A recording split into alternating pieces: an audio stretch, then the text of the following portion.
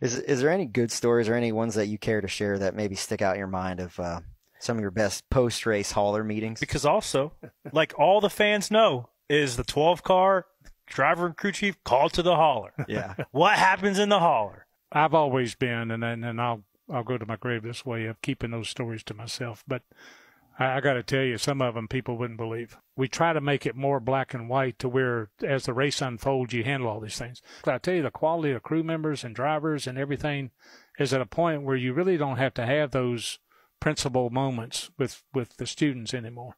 Not like it was, in those days. But I wouldn't have traded that part for anything in the world, even though it was uncomfortable, and you really didn't want to have them.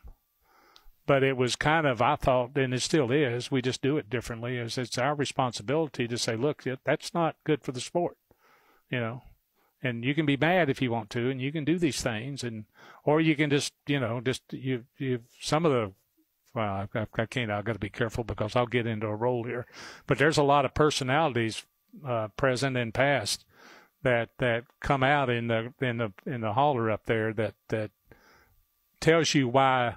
I've always said this sport's got a lot of character, and it does because of the characters in it.